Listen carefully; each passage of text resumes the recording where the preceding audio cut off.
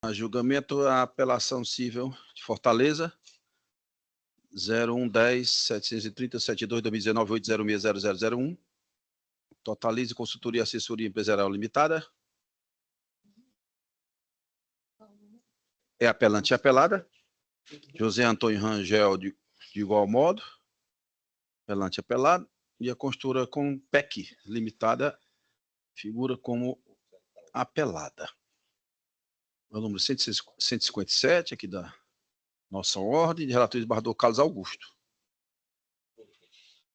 Requereram citação oral tanto a Totalize, do Saulo, Isso. Saulo Castelo Branco, como a apelada com o PEC, talvez doutor Maximus. Vossa Excelência? Valesco de Castro Duarte. Doutor Saulo, doutor Maximus, Vossa Excelência dispensam a leitura do relatório? Dispensa, excelência. Então, a secretaria anota e passa a palavra inicialmente ao doutor Saulo. Obrigado, excelência. Até 15 minutos. Pois não. Obrigado, excelência. Boa tarde. Boa tarde. Desembargador presidente, desembargador relator, desembargadora Regina. Boa tarde a todos os demais membros. Quero trazer alguns pontos aqui que eu considero importante aqui para o provimento da nossa apelação, tá? Essa ação reivindicatória, ajuizada pela Totalize, né? Em face da construtora Compec, né? A empresa ela comprou um imóvel de forma absolutamente legal e legítima, ela pagou o valor do contrato, a escritura, houve o registro no respectivo cartório de registro de imóveis, tudo da forma mais absoluta, legal e legítima. Porém, a empresa não conseguiu adentrar na posse do imóvel, né? Buscou-se de forma administrativa essa posse, porém não foi conseguida, então o motivo e o fundamento da ação de reivindicatória. Porém, né, a sentença de primeiro grau, ela julgou improcedente a ação, só que consideramos aqui que há uma série de nulidades, né, tanto preliminares como no mérito, né. Isso porque houve, ao nosso entender, né, com a devida vênia, julgamento extra petita, a parte, né, no caso aqui, para nós apelada, ela não houve a contestação, não houve pedido de propriedade do imóvel, de registro. Na sentença houve anulação do nosso registro, o cartório de registro de imóvel, houve também, né, entendemos que esse é o julgamento extra petita, né, que não foi pedido pela parte apelada, a propriedade foi passada a propriedade para a parte recorrida, né. Preliminarmente também, como preliminar aqui, só consultar aqui rapidinho.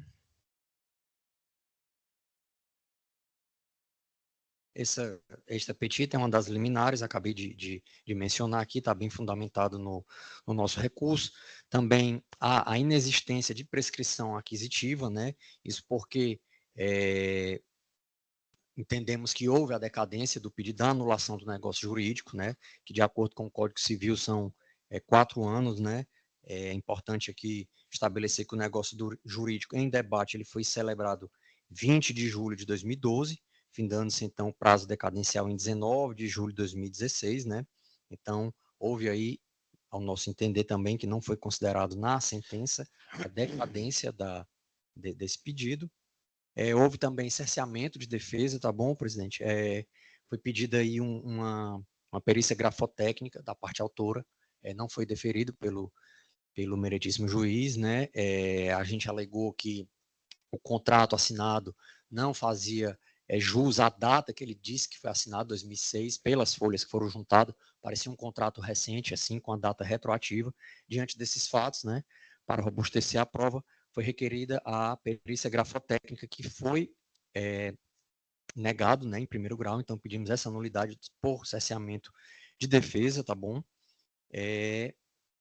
E boa fé do autor, né, ele, como dito, comprou o imóvel, registrou o imóvel, a empresa vendedora do imóvel, ela confessou, né, através das audiências de instrução, que realizou, de fato, 2 vendas, né, ela realizou 2 vendas, e pelo princípio aí da publicidade, daquele, né, que só é dono quem registra dos cartórios, a nossa empresa ela registrou primeiro, né? Então, tem toda a documentação robusta nos autos, e o meritíssimo juiz de primeiro grau ele considerou a prova testemunhal acima da prova documental dos autos, né? Dos autos.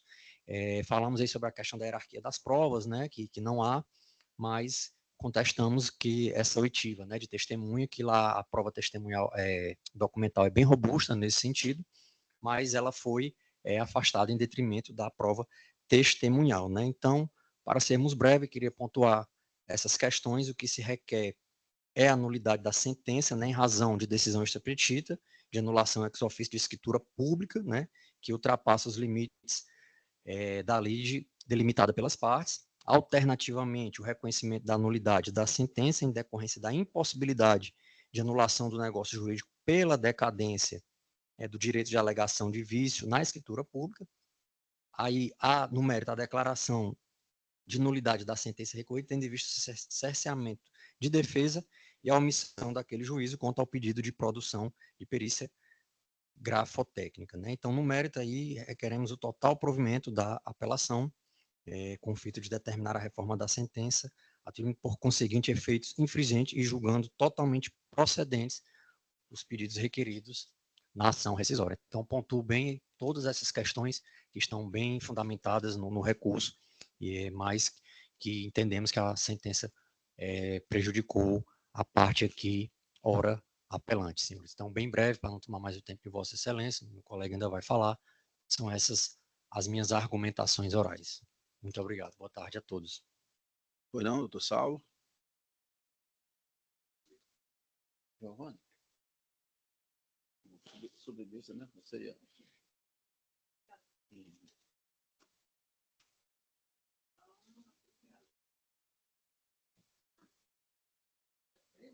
Gostoso esse chocolate. É bom, é bom. Chocolate, aquele com bastante cacau, que é bom pro coração, né?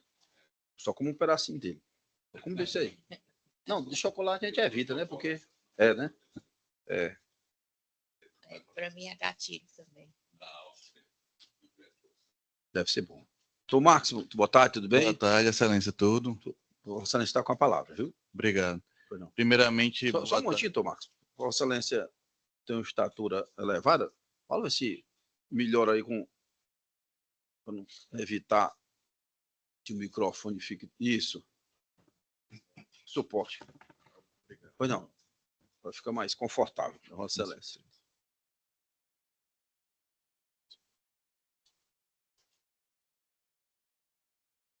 Pois não. Primeiramente, boa tarde, Boa tarde, eminentíssimo desembargador presidente, desembargador relator Carlos Augusto, desembargadora Maria Regina de Oliveira, demais membros aqui da sessão e colegas advogados. Trata-se de um caso complexo porque são três partes. O meu cliente, que é a construtora Compec, primeiramente vendeu um imóvel a um comprador chamado José Antônio Rangel. Isso em 2006. Em 2012, o meu cliente pegou esse mesmo imóvel, que já tinha sido vendido ao Rangel. O Rangel, por alguma razão, não registrou, deixou lá, alugou o imóvel e ficou vivendo do aluguel.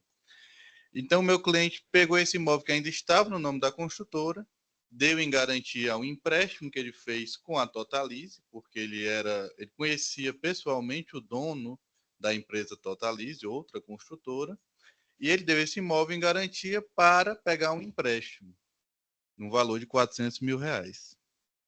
E a Totalize colocou o imóvel em seu nome, foi lá no cartório e registrou. Mas como ela estava ciente de que aquilo era uma mera garantia, ela nunca tentou exercer a posse direta do imóvel. Ela deixou lá abandonado. O que interessava a ela era receber o dinheiro de volta, e o dinheiro foi pago. Primeiramente com parcelas, e de parcelas foram pagas em espécie, e finalmente foi dado um carro como pagamento final, que acabou saldando a dívida em 2013. Então, em 2013, o empréstimo que foi feito entre as construtoras já tinha sido totalmente pago. Porém, a construtora Totalize não foi ao cartório revender corrigir o título, né? Não devolveu a propriedade do imóvel, do ponto de vista formal, ao meu cliente, que é a construtora Compec.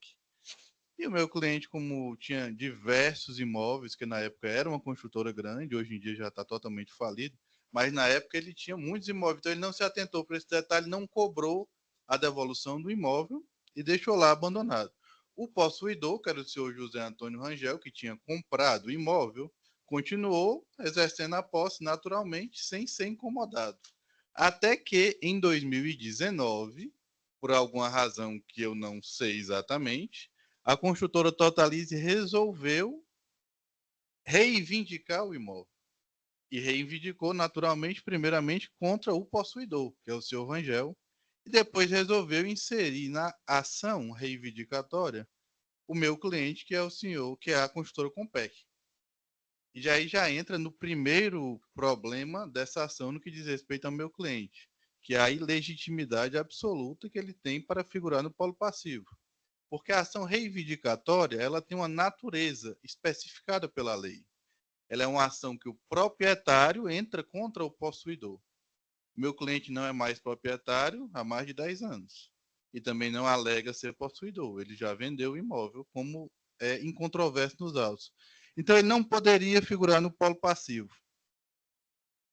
Além disso, se superada essa preliminar de ilegitimidade, há que se considerar o negócio real que foi feito. Porque o negócio jurídico que levou ao registro do imóvel no nome da empresa Totalize foi um negócio simulado.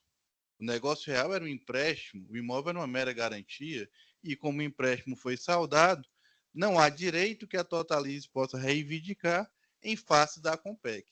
E ainda que houvesse, não seria um direito reivindicável numa ação reivindicatória, porque seria um direito de natureza creditória e não um direito de natureza real. O negócio jurídico simulado tem várias evidências nos autos, inclusive a colheita das provas testemunhais. As testemunhas, algumas delas viram os pagamentos e outra especificamente, foi lá e realizou os pagamentos, porque era um funcionário da empresa Compec que ia lá mensalmente depositar as parcelas, pagando diretamente ao dono da empresa Totalize.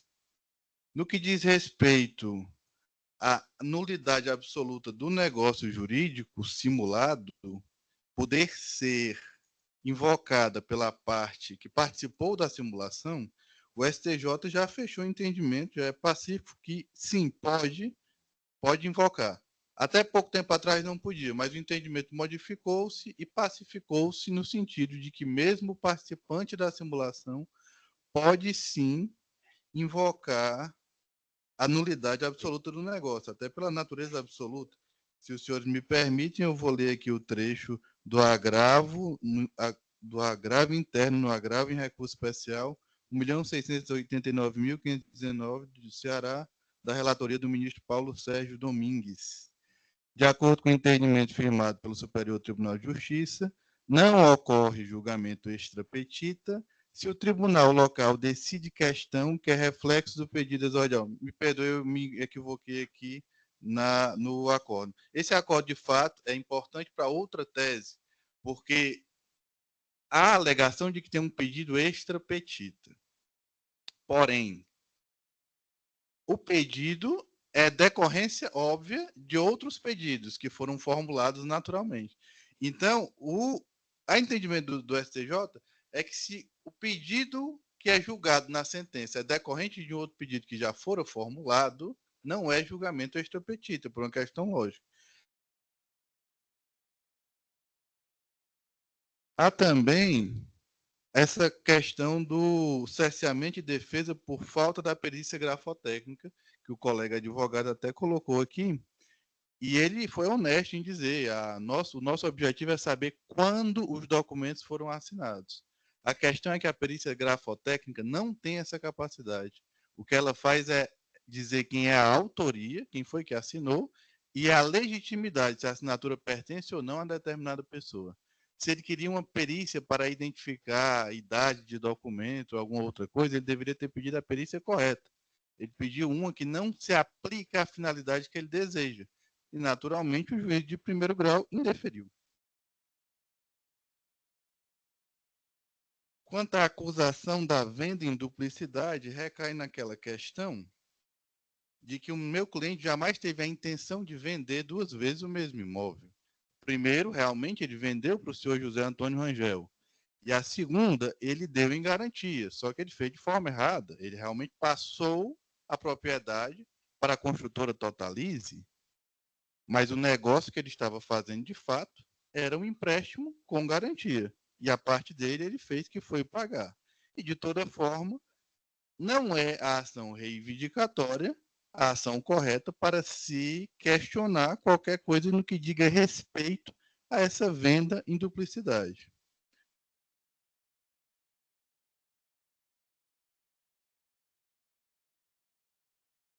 Voltando agora para a questão da simulação, que me parece uma das questões mais importantes do processo, nós temos 4 grandes evidências de que foi um negócio simulado. Primeiro, inexistência do contrato de compra e venda. Em momento algum, a Totalize trouxe aos autos contrato de compra e venda, diferente do que fez o senhor Rangel, porque de fato ali foi uma compra e venda. Aqui não era, aqui era um empréstimo e que foi trazido aos autos prova oral de que o empréstimo ocorreu. Inexistência de comprovante de pagamento no que diz respeito da Totalize para a Compec. Não existe esse comprovante e a jurisprudência entende que a obrigação de comprovar o pagamento é do pagador. Porque a Compec teria dado um imóvel à Totalize sem receber pagamento. E se tivesse feito, não seria uma compra e venda, seria uma doação? Não faz o menor sentido.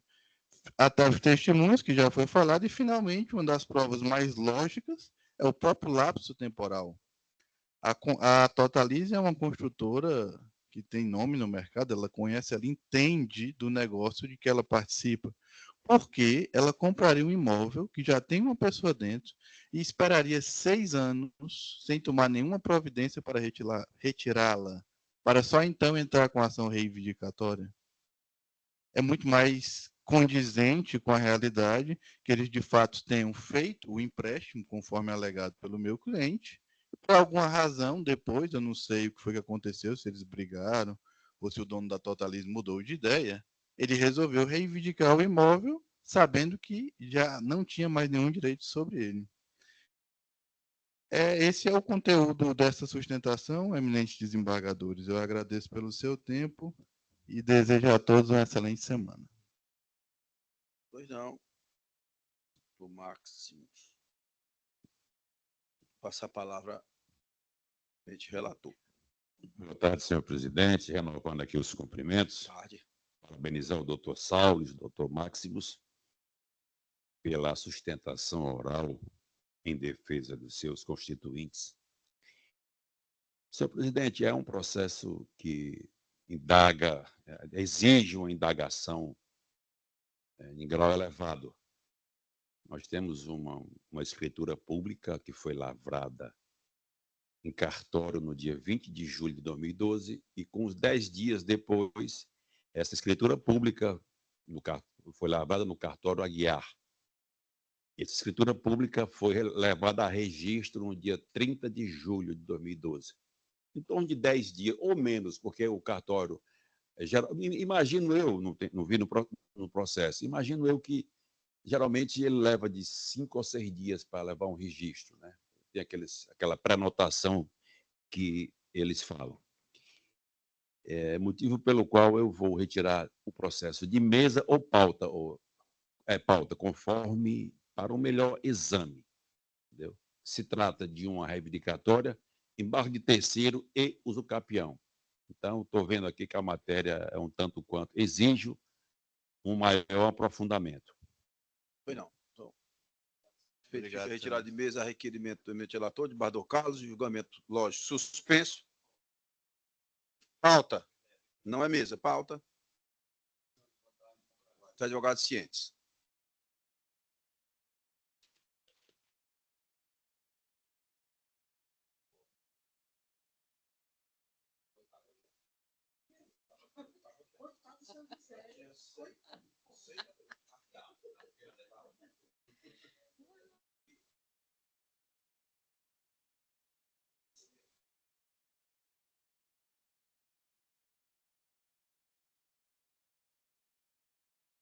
58, o movimento de advogado comunicou à secretaria a desistência da realização da sustentação oral. É a apelação civil 04-900-7932-2011-806-0001, apelante Marci Lopes, do Brasil Sociedade de Empreitadas S.A., apelada RH Comércio e Apertação Limitada, de minha relatoria. Mas eu vou anunciar o resultado do julgamento. Votou unânime? Eu votei. Votou, né? Votei. Vador caso unânime? Pronto. Unânime. Então, o resultado do julgamento é o seguinte: a apelação civil conhecida e não provida. Decisão consensual. O julgamento está encerrado. 161 foi o primeiro, né? Então, vamos só para o virtual. É o agravo de instrumento de Aracati, agravante FN da SC, agravante AL da SSRP, FN da SC, agravante H da SSRP, FN da SC, e agravado E de S. Número SAG é 062-5468-35-24-806-0000. É o número 45, é de minha relatoria. Requerir sustentação oral agravado. Já veio doutor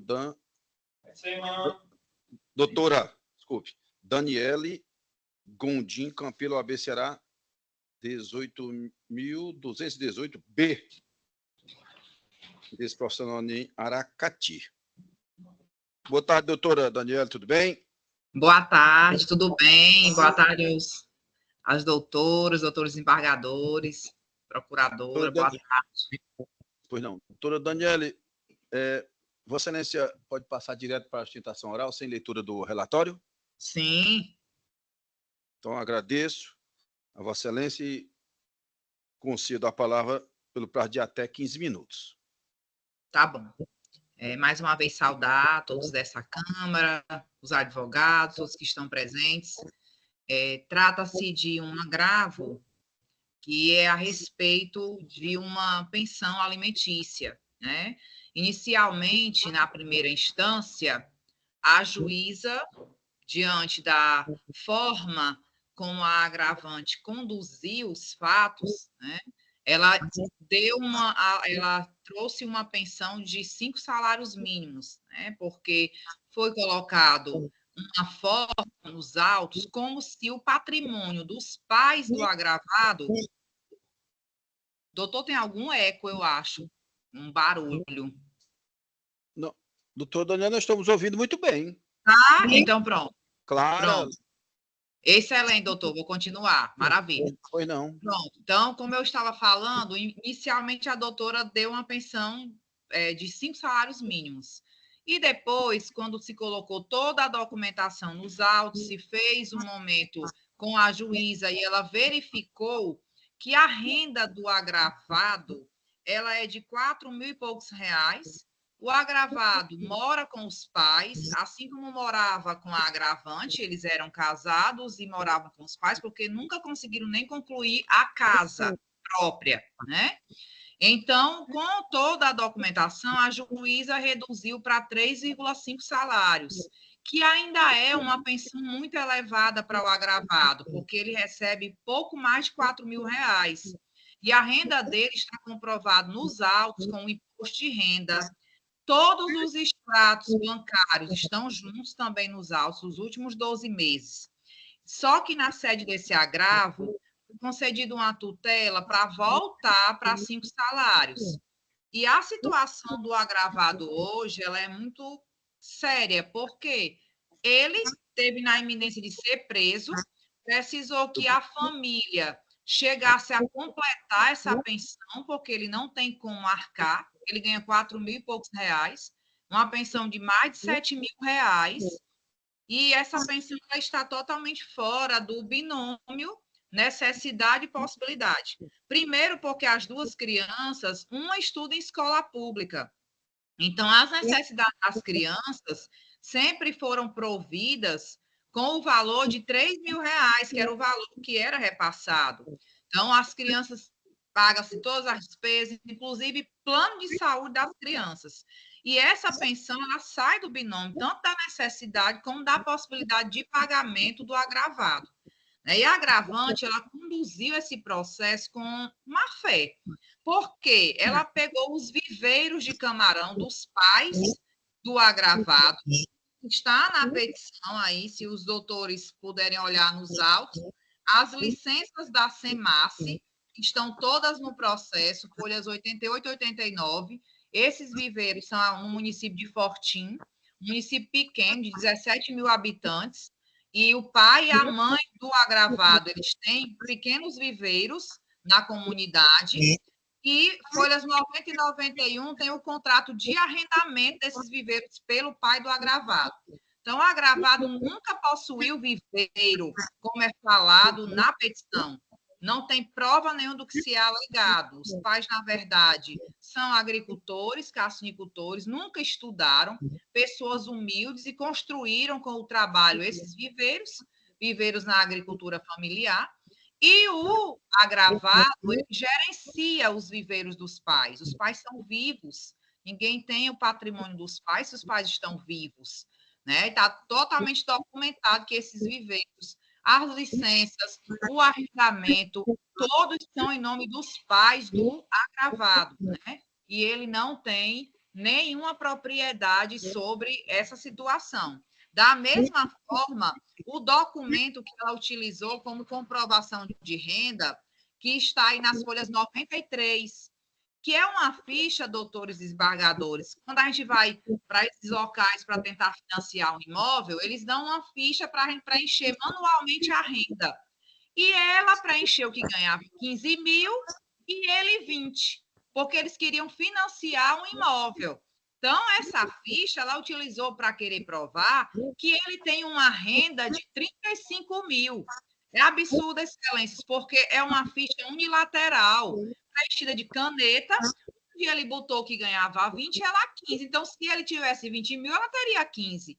É algo que está dentro do processo como prova, que não prova porque ele não tem essa renda. A mesma forma como ainda cita ainda o cartão de crédito. Os pais do agravado são analfabetos. E o cartão para operar, comprar lava, as notas fiscais, tudo é em nome dele. Então, ele opera esse cartão, mas os pagamentos, todos os extratos, os PIX, estão todos comprovando que são dos pais. Então, hoje tem uma pensão de 7 mil reais que o agravado ele não tem a menor condição de bancar, porque ele tem uma renda comprovada, aí está o imposto de renda dele nos autos, está os extratos bancários, e ele recebe 4 mil e poucos reais. Então, por conta disso, os doutores podem ver que está acostado aí o atestado, nas 95, ele está em tratamento, depressão, ansiedade, não está conseguindo render no trabalho, né, agravando cada vez mais o quadro, porque ele não tem como custear uma pensão nesse valor. Um valor de 7 mil reais para alguém que ganha 4. Então, assim, que os doutores possam verificar, a juíza aqui, quando ela fez o atendimento, que ela saneou os autos, ela reduziu, porque ela viu na documentação que ele não teria a menor condição de pagar uma pensão de 5 salários mínimos. Então, essa pensão, ela foge demais ao binômio e até ao próprio padrão aqui do TJ Ceará. Em casos em que nós temos empresários, que temos médicos cirurgiões e pensões ficam em 3 salários, uma pensão que sai até do padrão do Tribunal de Justiça em casos similares. Mas como foi conduzido com essa documentação, como se o agravado fosse dono de viveiro, dono de Hilux, quando está tudo documentado nos autos. A Hilux é em nome da mãe dele, os viveiros é da mãe do pai. O que eu estou falando, excelência, está com provas dos autos. Então, ele não tem condição. Uma manutenção de uma pensão dessa, no valor de 5 salários, vai culminar na prisão dele. E ele não vai poder garantir. Sempre foi um bom pai, sempre manteve, dentro de sua condição, a melhor educação, a melhor assistência de saúde, a alimentação para os filhos. Mas o que se requer é a manutenção da decisão de primeira instância, que adequou o valor ao binômio necessidade e possibilidade dentro das provas juntadas aos autos. Então, pelo improvimento do agravo e a manutenção da decisão de primeira instância, que adequou a pensão para o valor de 3,5 salários mínimos. Então, eu venho requerer, diante das vastas provas que existem nos autos, é exatamente essa manutenção da decisão de primeira instância, de adequação do valor e o improvimento do presente agravo, e desde já agradeço a atenção e a oportunidade. Pois não, doutora Daniele Gondim Campelo, agradeço e cumprimento Vossa Excelência pela judiciosa e competente sustentação oral. Firme, como Vossa Excelência foi, doutora Daniele. Mas, doutora Daniele, eu tenho uma percepção, Bárbara Regina, de aqui eu vou reiterar, da competência redobrada que Vossa Excelência tem nesse tipo de ação, que é uma ação bastante corriqueira, conhecida, em qualquer foro em que Vossa Excelência fez parte, comandou uma vara especializada, né, uma vara de família, que também trata muito desse tipo de ação. Mas eu vou fazer aqui uma rápida contextualização, um resumo dos fatos, que já foram muito bem delineados pela eminente advogada. Casal, doutora Zanira, teve 2 filhos, são menores. Nós sabemos aí que a necessidade é presumida, né? 2 filhos. Inicialmente, a magistrada fixou os alimentos em 5 salários mínimos. Posteriormente, a mesma magistrada reduziu esse valor para 3,5 salários mínimos, em virtude de um requerimento do alimentante, que justificou, através de sua declaração de imposto de renda, e só ganharia 4.000 e poucos reais, portanto, não justificava um pensionamento em 5 salários. E a magistrada fez uma conta rápida. 5 salários são superiores ao montante constante da declaração de imposto de renda do alimentante. Reduziu para 3,5. Agravo de instrumento, eu concedi a tutela de urgência do agravo para restabelecer o pensionamento do Carlos em 5 salários. E aqueles motivos que me levaram a restabelecer a verba alimentar originária ainda se encontram presentes, com um reforço. Em que pese. E aí eu não vou aqui falar rapidamente, um agravo instrumento, a ação está tramitando no juízo de primeiro grau, a instrução vai aclarar muito que nós estamos numa cognição sumária, lá teremos uma cognição exauriente, lógico.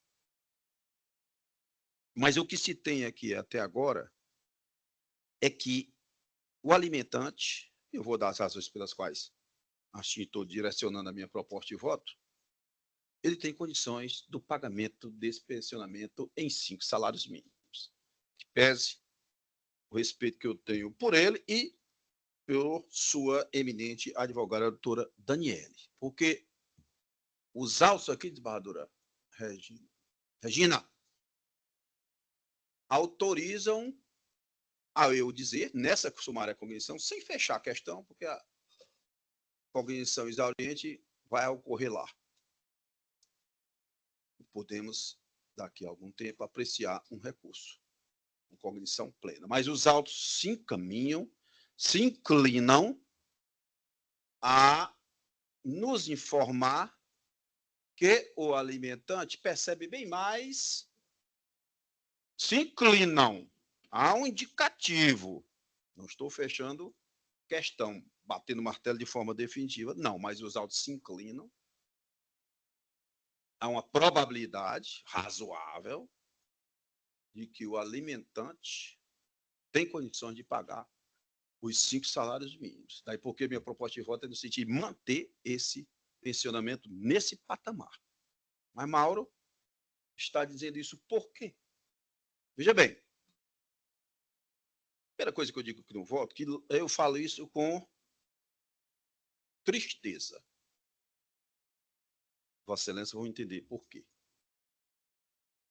Nós sabemos que as declarações de imposto de renda, pessoa física aqui, elas, muitas vezes, doutora Regina, não retratam a realidade do patrimônio econômico-financeiro de quem as fez.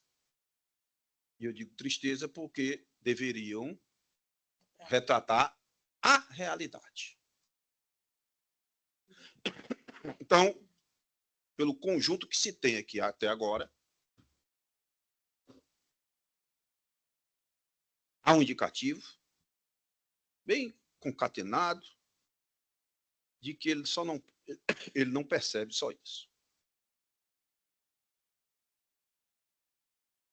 Aí vem a indagação. Como? Se nós olharmos aqui a declaração de imposto de renda, percebe 4 mil e poucos reais, mas já percebemos que nela há a compra de um apartamento por ele. Financiado, Mauro? Sim, financiado. Mas houve um pagamento substancial a título de parcela desse apartamento. Aí vem a indagação, Bador Carlos. Indagação não. A argumentação. Não, quem paga as parcelas são meus pais. Procurei até agora, doutora Daniela, nos autos, se havia alguma comprovação mais robusta sobre isso. Não encontrei. Há uma juntada de 2 parcelas, lá que supostamente teriam sido pagas pelos genitores, mas não consigo, doutora Regina, concatená-las, ter uma relação direta, pais pagando o imóvel que foi adquirido pelo alimentante.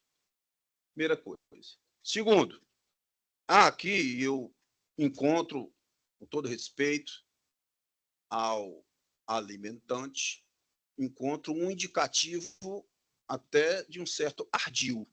E vou explicar por quê. Hoje, essa Hilux não pertence. A simples argumentação. Tudo que é patrimônio, isso é argumentação. Não estou conjecturando. Tudo que é patrimônio que os alimentandos afirmam, mais de um. Tudo que é patrimônio que pertence ao alimentante, não pertence a ele. São dos pais. Apartamento eu não encontro. Pagamento dessas parcelas. E o ardil? Um indicativo? Encontro. A Hilux foi adquirida por lei de Badora Regina e de Bador Carlos. Isso na declaração de 2022, ele informa que adquiriu uma Hilux por 300 e tantos mil reais. Pagou 300 mil reais, deixou o resto para depois. Veja bem. Ou quase toda, né?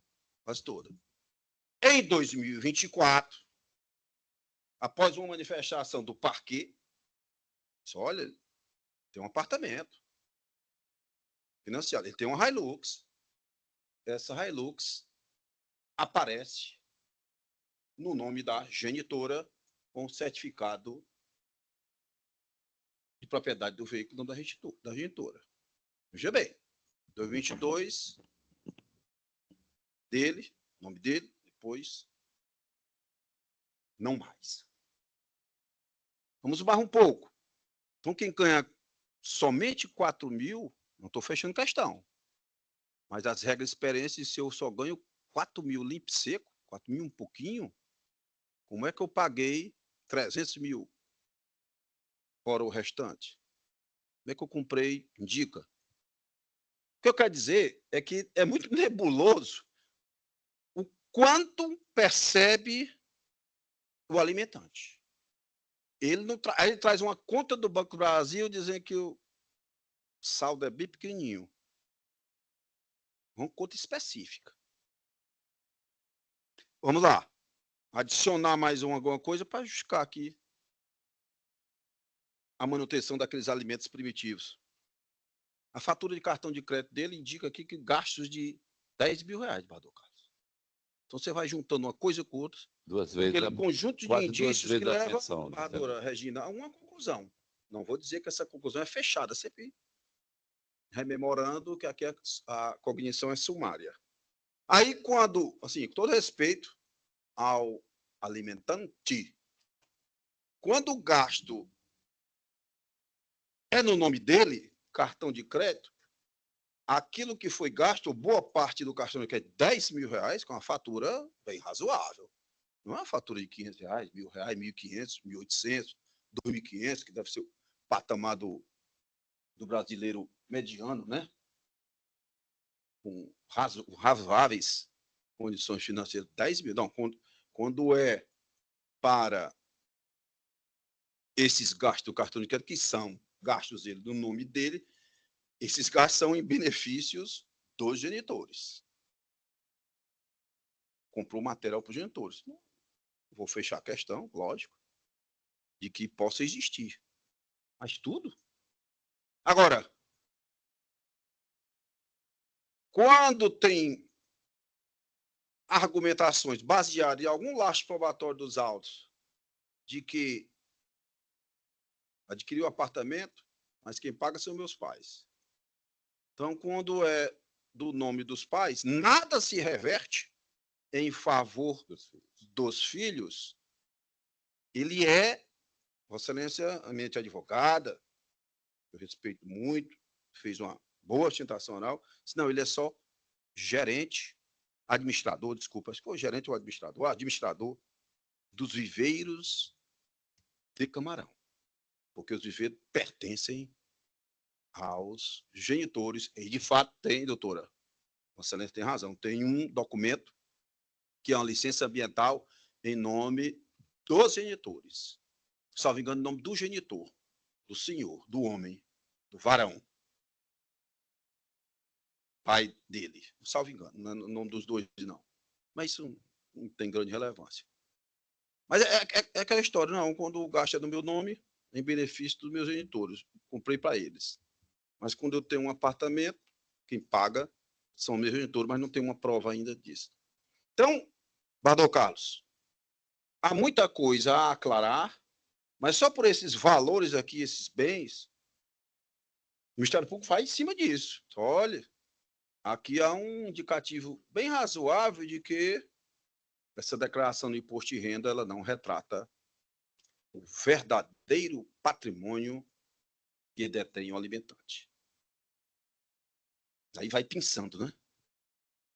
Eu não estou nem fazendo carga, doutora Daniela, naquela argumentação de que num ano X, não me recordo, acho que 2021, 2022, pela venda de camarões, aí seria um faturamento de 100 mil reais. Não estou levando isso em consideração ainda.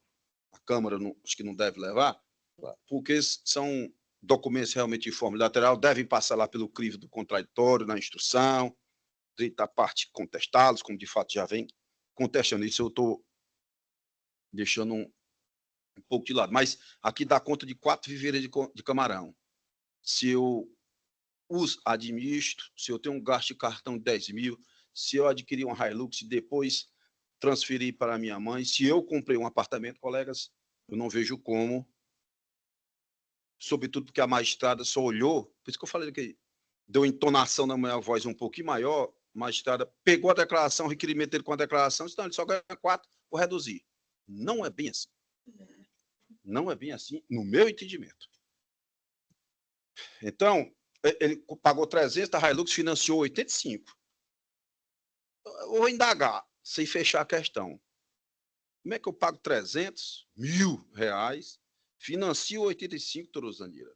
Financio um imóvel, não tem essa prorroída do pagamento dos pais, tem um cartão de 10 mil. Como é que eu pago tudo isso com 4 mil e pouco? A instrução vai aclarar. Então, colegas, meu voto é no sentido de prover o agravo de instrumento, ratificando, mantendo, conservando a minha decisão interlocutória lá do agravo, lá desse agravo de instrumento, fixando no importe de 5 salários mínimos, 2,5 para cada um dos infantes. O meu voto é nesse sentido. Bador Carlos. Pois não, senhor presidente. Cumprimentar a doutora Daniele, né? Pela sustentação oral. Daniele, né? Daniele, isso.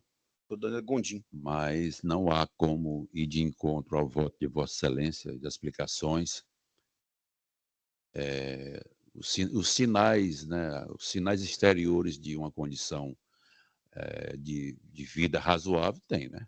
Que em uma Hilux é quase 400. Se você me permitir, pois não. Inclusive, isso, os sinais exteriores de riqueza, não vamos falar que riqueza no sentido de ser rico, não. No sentido desses gastos. Devem ser levados, até de um anunciado do Conselho da Justiça Federal. Eu cito aqui no voto. Esses sinais devem ser levados em consideração. Sem dúvida. Perfeito, sem dúvida. Isso aí há o conjunto, né? Cartão de crédito, carro, que não é um carro barato, né? Um carro que o valor é elevadíssimo, né? Então, e outros mais, apartamentos, né? Por si só, uma cognição provisória, né? De estar de bom tamanho e bem calibrado o voto. Né? Acompanho Vossa Excelência, parabenizando. Pois não. Doutora Regina? Desembargador Mauro, diante dos indícios trazidos, né, por Vossa Excelência, estou coaduno com o seu pensamento, porque é inadmissível uma pessoa ganhar 4 mil reais e comprar uma Hilux e um apartamento e ter um valor de cartão de crédito superior ao próprio. Isso. Né? 4 mil reais é o que ele ganha? 4 mil e pouco. E gasta 10? E gasta 300?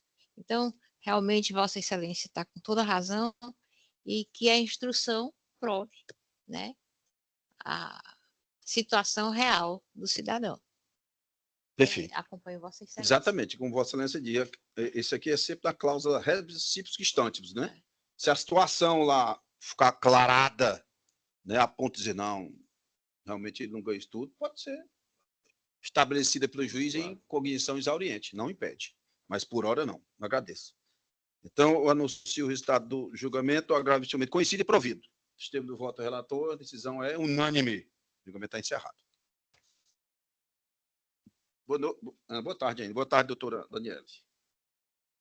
Boa tarde, doutores. Boa tarde, doutora. Aqui, tem algum não votado no sistema provisório? Não, vamos deixar isso por último. Os pedidos de vista. Tem uma apelação civil de Calcaia, apelando de Santex Construções Limitada, apelado Antônio Teodoro de Paiva Neto, o relator de Bador Carlos Augusto, o número 62004575232015-8060064.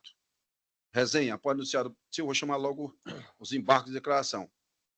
Embargante Santex Construções Limitada, embargada Cícera Rodrigues de Araújo, relator de Bador Carlos Augusto, que esse embargo de declaração são referentes a Bador Carlos, aquele caso recurso conexo, né, a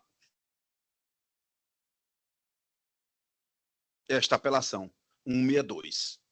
Resenha, após anunciar o processo da sessão de 24 de julho do ano em curso, dispensada a leitura do relatório, fez tentação oral advogado da parte apelante doutor Gustavo Henrique.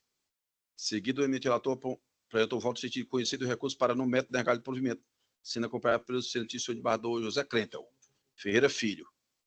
A sequência, o desembargador Mauro pediu vista dos autos para melhor exame na matéria adiado do julgamento, iniciado na sessão do dia 24 de julho do ano em curso.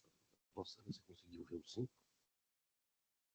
Não, ainda não. Mandou real. Colegas, eu não trouxe voto escrito, porque eu vou acompanhar na íntegra o eminente relator de Bardo Carlos Augusto. Eu pedi vista de Bardo. Isso aqui é um acidente de trânsito grave, não é? Entre dois grandes veículos, um caminhão e uma retroescavadeira. Não é? Todos ali estavam aqui na semana passada, a minha advogada fez uma situação oral muito incisiva, e eu resolvi pedir vista, pedindo licença ao eminente relator, Claro. porque o motorista do caminhão faleceu, o caminhão é de propriedade da Santex. Não. É outra não, empresa. é da outra empresa, eu não me recordo agora. Não me recordo agora.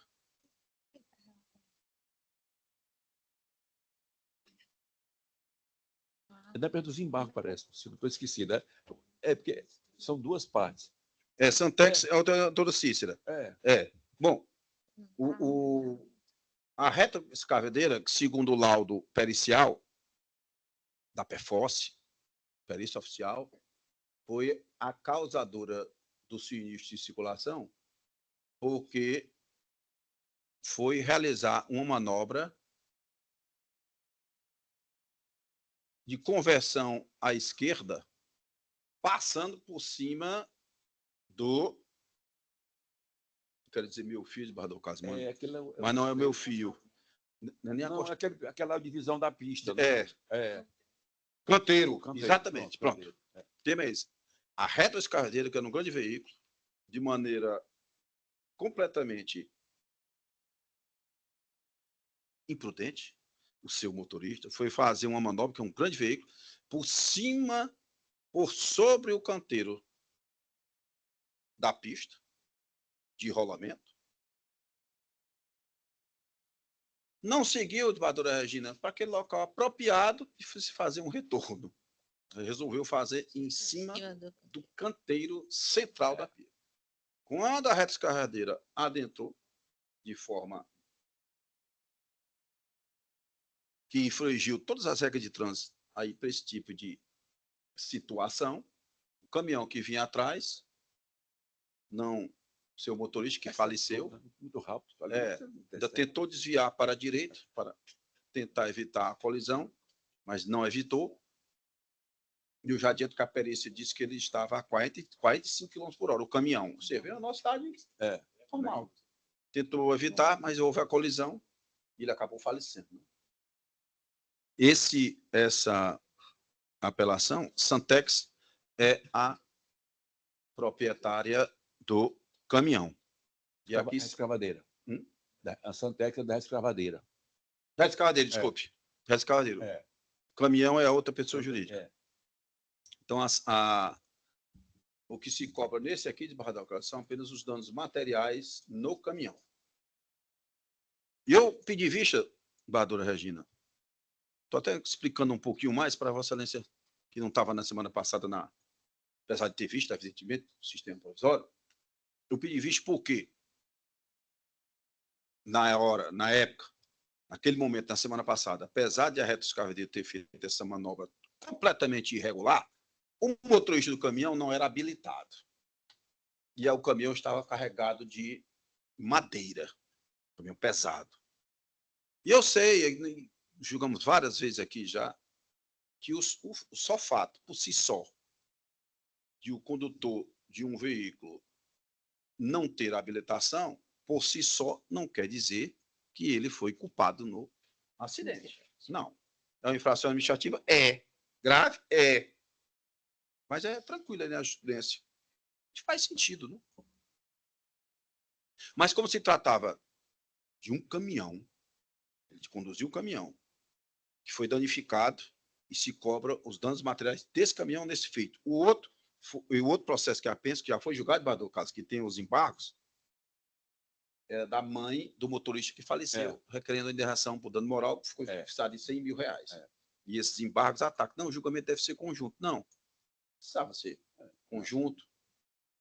Mas aí eu pedi vista, mas mesmo sabendo da regra de trânsito, tem que ter habilitação, não tendo, não se comprova culpa por si só, de forma nenhuma, mas como se tratava de um caminhão, veículo grande, será que ele não concorreu, o caminhão também, pelo menos para o acidente? Mas não, fui verificar, voto de Vossa Excelência está...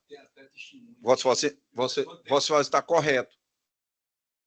Vossa Excelência está correto, primeiro porque a manobra, o laudo é bem claro, o acidente foi ocasionado por conta da manobra totalmente irregular da retroescavadeira que foi passar por cima do canteiro central. Economizar aquela história, né?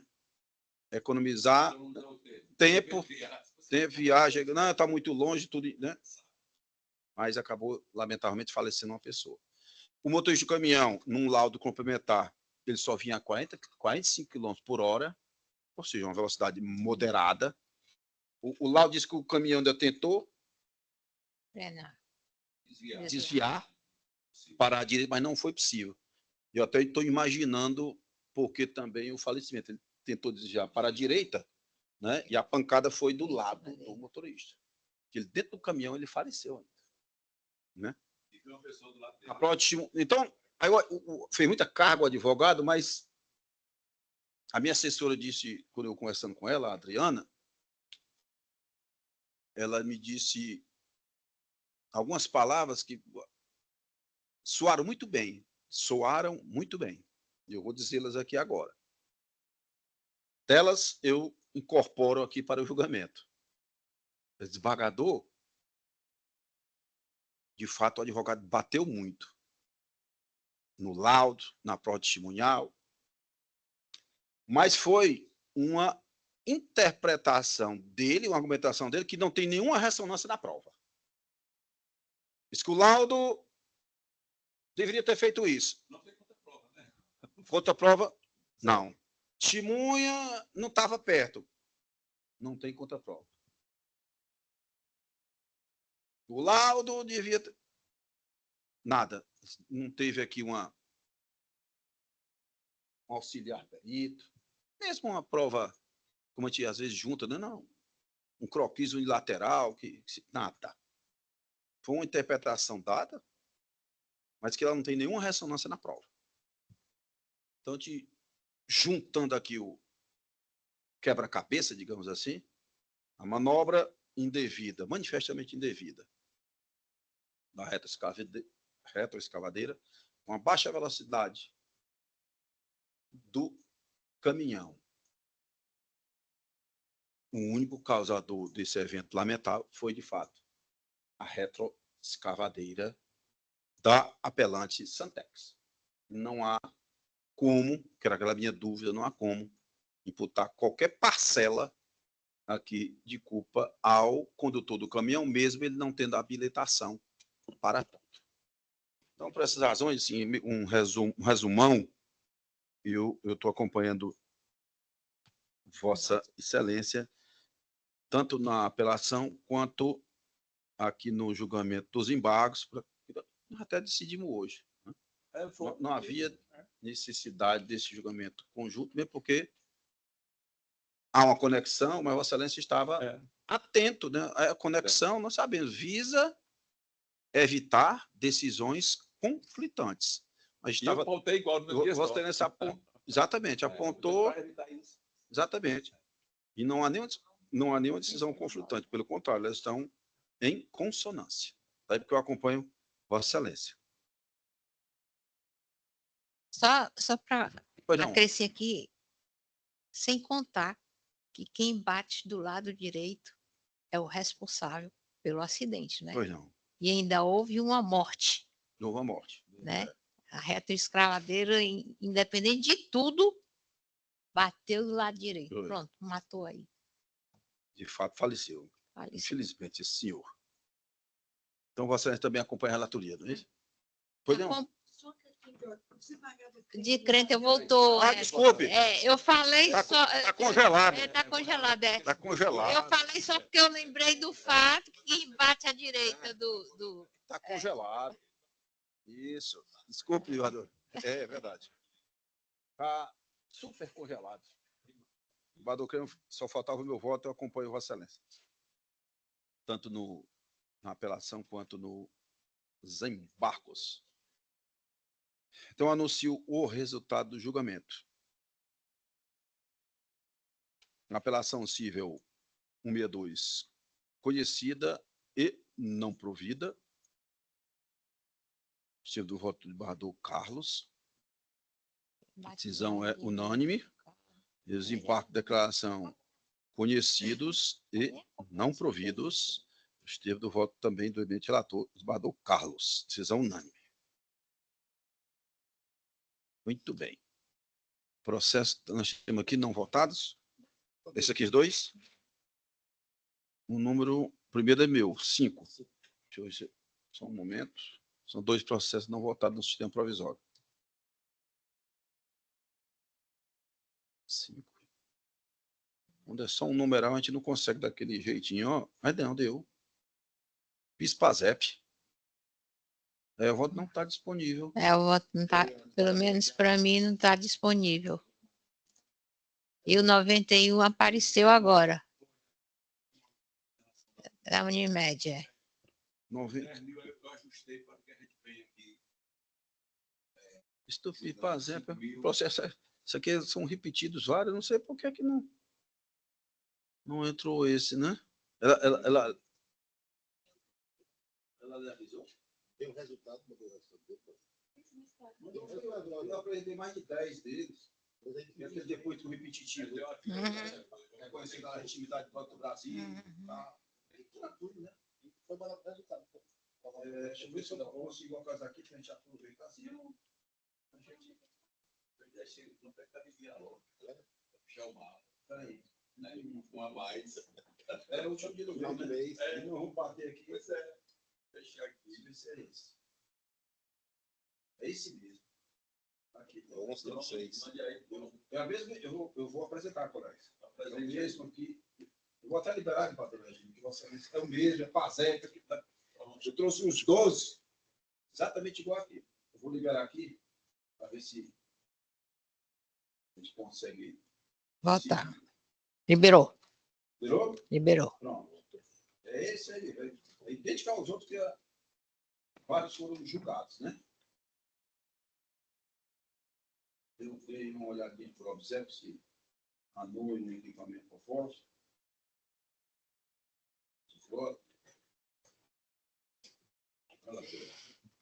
Com o relator, Excelência. Então, apelação civil 0001. Já tinha anunciado, né? Não, né? Não. Apelação civil 0001 0001 136 04 29 806 070 pela Maria Dias Araújo, pela Banco Brasil S.A. O direito agora se encontra unânime, o recurso foi conhecido e parcialmente provido. Tendo o voto do relator. O já disse decisão consensual. O 91. Eu acompanho o relator também. 0024 76 69 0001 pela Unimed, Fortaleza, pela Vicente Paulo Pereira. E faltava o voto de madura Regina Câmara. Agora, a proposta de voto do relator. A decisão passa a unânime. O recurso foi conhecido e parcialmente provido. O estilo do voto do Carlos Augusto. Encerrado. Temos conflitos, né? Isso. Vou fazer aqui rapidamente. Os processos estatais são todos conflitos de competência e todos da minha relatoria. Todos são unânimes? Todos unânimes. Então, o primeiro deles, conflito de competência. Todos são de minha relatoria, como eu já disse. O resultado, conflito negativo de competência conhecido. Um método dando-lhe provimento, declarando a competência do juiz de direito à nona vara cívica da Comarca de Fortaleza, portanto, suscitado. Vou referenciar aqui. Conflito número 2. Resultado do julgamento. A Câmara conheceu do conflito, declarando competente o juiz de direito da 35ª vara cívica da Comarca de Fortaleza, portanto, o suscitado. Conflito número 3, discriminado, todos minha relatoria, todos são conflitos, todos já julgados unânimes. Número 3, Câmara também conhecido o conflito, e disse que o competente era da primeira vara civil da comarca de Aracati, portanto, suscitante. E o quarto e último, a Câmara conheceu do conflito, deu-lhe provimento e afirmou que a competência para dirimir a questão é do juiz da 37ª vara civil da comarca de Fortaleza, portanto, o suscitado. Eu já disse todos unânimes. Nesse momento, Ele disse que já não sai. todos os feitos, sim, e tirar de mesa e pauta, rapidamente. O processo de tirar de mesa, né, todos já estão aqui, fazem parte aqui da nosso roteiro, vamos fazer a chamamento da Presidente, uma questão de ordem aqui. O competente é a 37ª ou a 39ª? O último? Sim, porque no meu aqui a competência é... Não, o meu está 39ª. Declarar a competência da 39ª Vara Civil da Comarca de Fortaleza para processar e julgar o feito. Na emenda.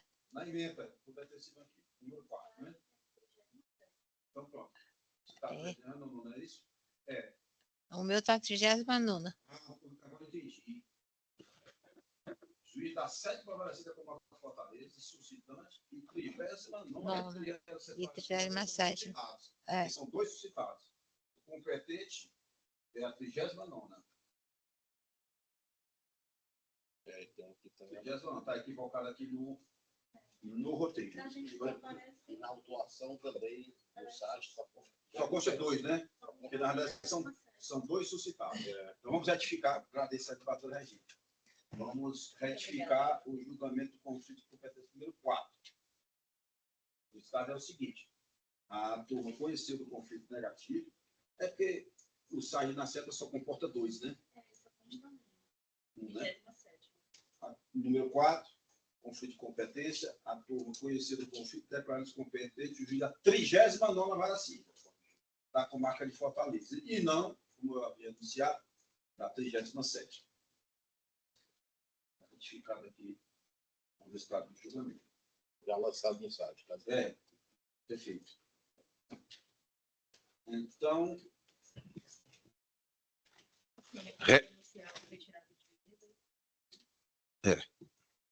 verdade.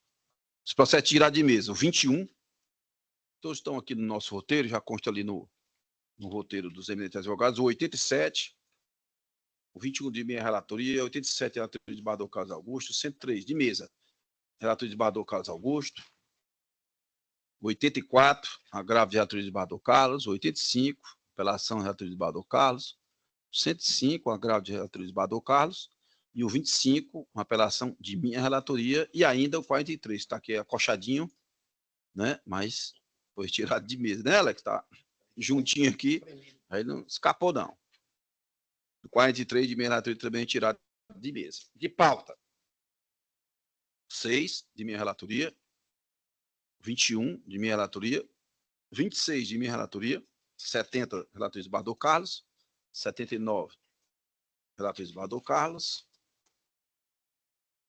95 relatorias de Bador Carlos, 96 relatorias de Bador Carlos, um agravo interno, 115 embargos, relatoria da desembargadora Maria Regina, acho que todos os demais são... 115 a 156 são da minha relatoria, eu pedi para retirar de pauta. Pronto.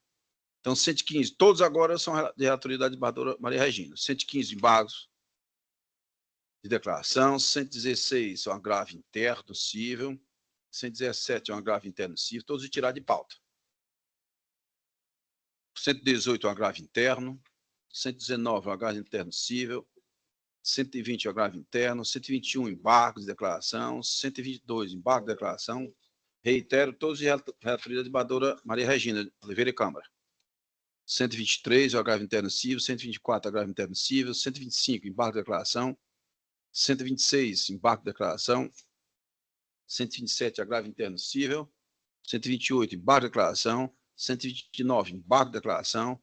130, apelação cível. Todos a relatoria da desembargadora Maria Regina. 131, agravo interno cível. 132, agravo interno cível. 133, embargo de declaração. 134, agravo interno cível. 135, agravo interno cível. 136, agravo interno cível. 137, igual modo, agravo interno cível. 138, embargo de declaração. 139, agravo interno cível. Todos de relatoria da desembargadora Regina, Câmara. 140, agravo interno cível. 141, agravo interno cível. 142, embargo de declaração. 143, agravo interno cível. 144, embargo de declaração. 145, agravo interno cível.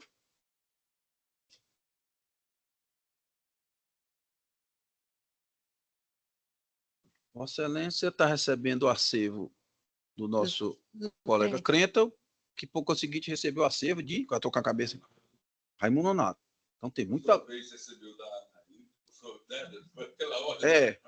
Eu estou perguntando isso porque tem muito, viu? Tem muito denominado filhote, né? Muito agravo interno cível. Portanto, de monocráticas, né? Aquilo que eu havia dito, né? Muita monocrática. 146, agravo interno cível, tudo da desembargadora Regina Câmara. 147, embargo de declaração. 148, agravo interno cível. 149, agravo de instrumento. 150, apelação cível. 151, agravo de instrumento. 152, agravo de instrumento. 153, um agravo de instrumento. 154, agravo de instrumento. 155, apelação cível. 156, apelação cível. Todos eles de relatoria da desembargadora Regina Câmara. Eles ficam retirados de pauta. Pronto, né? Tem mais um? Vamos.